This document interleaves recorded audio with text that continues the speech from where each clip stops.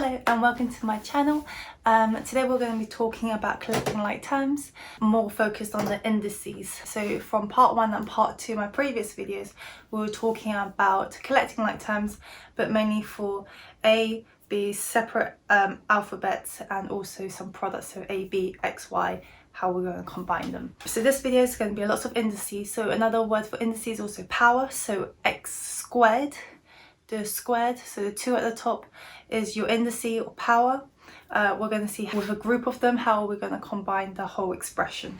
Similar to my previous video, when determining a term, we're actually looking at the final value of the product.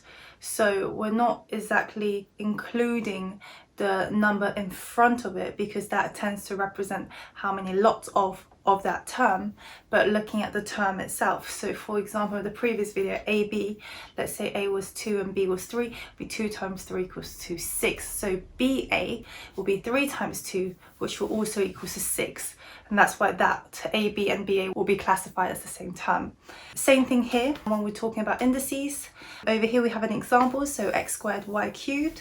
And 2x squared and y cubed are actually the same term. 2x squared y cubed, saying that we have 2 lots of them. So in the total, we actually have 3 lots of x squared y cubed. Compared to, for example, this is a common misconception, but if we had x squared y cubed and we have x squared and then y squared separately, they're actually not in the same term at all, because x squared y cubed is essentially saying x squared multiplied by y cubed, where x squared and y cubed separately, it could just be combining them, you're just adding them, so the final value is actually going to be different. Now let's say if there's y x squared and x squared y, these are the same terms, as any products are cumulative.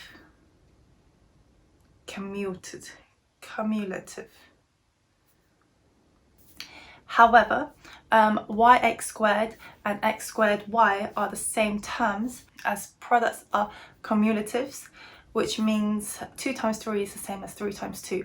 When you're multiplying or adding anything, the order of the number or the alphabet doesn't matter, because the final product, the final value will always be the same. That makes sense. Let's have a look at x squared y cubed and x squared y squared. You may think that x and y are the same product, but remember, it's actually the final product that counts. So because we have x squared y squared and x squared y cubed, the y squared and the y cubed are not the same product. They don't give you the same value. If you're ever stuck, think about if you substitute a number in, y was equal to 2, and you substitute that into y squared, you're going to get 4. But if you substitute y equals to 2 into y cubed, you're going to have your final value as 8. So because of that, you would know that these two values, or these two terms, are not the same. You will need to think about, pay attention to the indices, and the correct indices needs to match the alphabet. So if we have an example now where we have x squared y squared and x cubed y squared, and I asked you to simplify it or collect the like terms, you would not be able to do it, because you would have to leave it as it is, because x squared and y cubed are 2 different terms. So let's analyze this a little bit deeper. With the example of x squared y cubed and x squared y squared, if the x value equals to 2 and the y value equals to 3, we would have x squared y cubed would give us 2 times 2 times 3 times 3 times 3, which would give us 108. Whereas x squared y squared will give us 2 times 2 times 3 times 3, which will only give us a value of 36. If we try a different example, if we had x squared y cubed and plus 4x squared y cubed, 4x squared y cubed will give us 4 times 2 times 2 times 3 times 3 times 3, which is the same as 4 times 108. Which will give us 432. Another example, we have x squared y cubed plus 3x squared y cubed. Now, if you have a look, x squared y cubed and x squared y cubed, they are exactly the same. The only difference is that the second x squared y cubed is attached to a 3, which means there's 3 lots of x squared y cubed. So a total amount of x squared y cubed, we have 4. So we've got 4x squared y cubed, and that will be your answer. Another example to have a look at, we have x squared y cubed z minus 3x squared y cubed. Now this one you need to be careful because the first term that we see is x squared y cubed times it by z. And then the second term is 3x squared y cubed. So even though x squared and y cubed are exactly the same, because the first term is attached, so multiplied by z, it actually changed the whole term. So that is as simplified as it gets. So the final example we have is x squared y cubed x plus x squared y cubed. Can we actually simplify this further? Yes, because we have x squared y cubed x, which basically means we have x squared y cubed multiplied by x. We can actually simplify it to x cubed y cubed. So the final answer will be x cubed y cubed plus x squared y cubed. And here are some questions for you to try.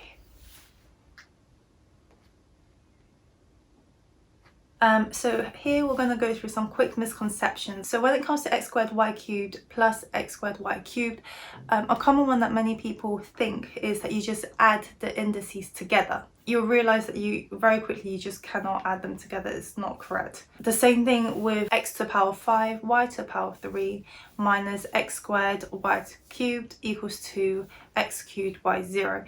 Again, a lot of people think you can just add the indices or subtract the indices. You never touch the indices when you're adding or subtracting. The most common misconception is the actual indices itself. So a lot of people will tend to add or subtract the indices itself rather than the amount of there are. So if the indices does not match, you do not simplify. As simple as that. So x to the power 4 is not the same as x to the power 5. You cannot add them together. X to the power minus 1 and x to the power 1, you cannot add them together. The only time you can add them is 2x to the power 2 plus 3x to the power 2, because the x are both to the power 2. Therefore, you can simplify them and that will give you 5x to the power 2. So very quick recap, the term itself, not including the quantity, must be the same in order to combine them. Number 2, when add or subtract terms with indices, don't change the indices itself. Point number 3, order of the alphabet does not affect the value of the term. The last one is, for the term to be the same, they must consist of the same group of alphabets and the same indices or power assigned to each alphabet. Obviously, if you have any questions, please leave a comment or send me a message. I will try my best and help. If you learned something new and enjoyed this video, please give me a like and subscribe. Thank you.